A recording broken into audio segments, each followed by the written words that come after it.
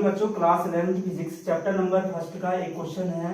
किसी सरल दोलक का आवर्तकाल उसकी प्रभावी लंबाई तथा गुरुत्वीय त्वरण जी पर निर्भर करता है।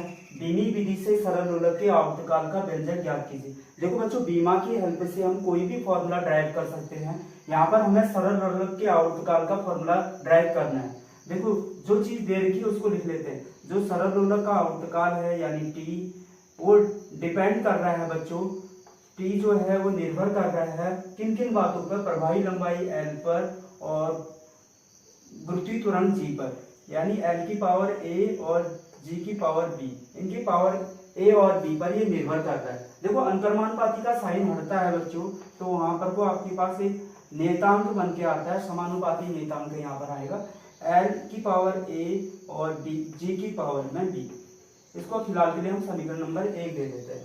दोनों और बीमाएं लिखेंगे बच्चों, इस तरफ भी और इस तरफ भी, लेफ्ट साइड और राइट साइड दोनों की बीमा लिखेंगे। टाइम पीरियड की बीमा टी होती है बच्चों, बाकी जीरो हो जाएंगे, m0 l0 और t आपके पास 1 पावर, ये टाइम पीरियड की बीमा होगी। लेफ्ट साइड लिखिए। कांस्टेंट की कोई भी बीमा नहीं होती है। लेंथ की बीमा होगी बच्चों l की पावर a और g। गुरुत्वीय त्वरण है, गुरुत्वीय त्वरण की बीमा बच्चों lt-2, इसकी बाहर से पावर है आपके पास b। थोड़ा सिंप्लीफाई करेंगे बच्चों इसको, m की पावर 0, l की पावर 0 और t की पावर -1 इक्वल टू, ये आपके पास देखो बच्चों, अंदर और बाहर अगर पावर होती है तो उनको आपस में मल्टीप्लाई हो जाती है। a बन जाए यानी l की पावर a, ये निकल के आए। यहाँ पर l की पावर 1 है, पहले b से 1 मल्टीप्लाई होगा, l की पावर b आ जाएगी। फिर उसके बाद t की पावर -2 b से मल्टीप्लाई होगा तो ये आ जाएगा आपके पास 2 की पावर -2b। थोड़ा सिंप्लीफाई और करेंगे, m की पावर 0, l की पावर 0, t की पावर -1 इक्वल टू, यहाँ पर देखो बच्चों, बेस समान है, अगर मल्टीप्लाई में तो उनकी पावरें ऐड हो जाती हैं, तो l बेस l है और इनकी पावर ऐड हो जाएंगे मल्टीप्लाई में, यानी a प्लस में b, l की पावर a प्लस b निकल के आया और t तो सिंगल ही है, इसको ऐसे रख जाएंगे, t की पावर -2b। अब हम लेफ्ट साइड और राइट साइड पावरों के कंपेयर करेंगे, यहाँ पर पावरों की तुलना करेंगे। देखो, l की पावर a प्लस b है, यहाँ पर l की पावर 0 है, यानी a प्लस b 0 के इक्वल टू माना जाएगा, यानी ये आया आपके पास a plus b equal to 0। दूसरी चीज, यहाँ पर t की पावर -2b है, यहाँ t की पावर आपके पास t की पावर 1 है, t की पावर यहाँ पर वो 1 है, तो माइनस का 2b 1 के इक्वल टू आएगा, माइनस का 2b इक्वल टू, ये निकल के आएगा 1।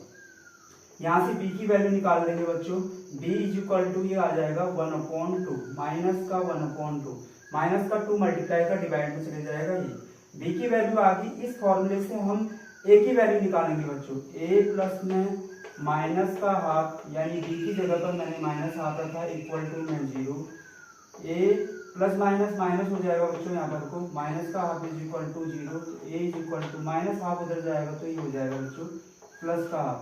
a की वैल्यू और मेरे पास b की वैल्यू निकल के आई है, इन दोनों को हम उठा के इस वाले में रखेंगे तो हमारे पास फॉर्मूला बन जाएगा, t is equal to constant, l की पावर हाफ है, प्लस का हाफ तो प्लस का हाफ रखेंगे, और g की पावर b है, b मतलब आपके पास माइनस का हाफ, इसकी माइनस का हाफ रखेंगे, तो हमारे पास माइनस हाफ वाले को नीचे लेके आएंगे, t is equal to k, ये हो जाएगी l की पावर हाफ अपॉन में g की पावर प्लस का हाफ, ये बन जाएगा, माइनस वाली पावर नीचे आके प्लस के होगी। जब भी दोनों तरफ हाफ पावर है बच्चों तो आप इसका स्क्वायर रूट लगा सकते हो, वर्गमूल लगा सकते हो, तो t is equal to k, ये आपके पास l अपॉन में g निकल के आएगा। सो ये आपके पास एक फॉर्मूला बन के आया सरल दोलक के आवर्तकाल का।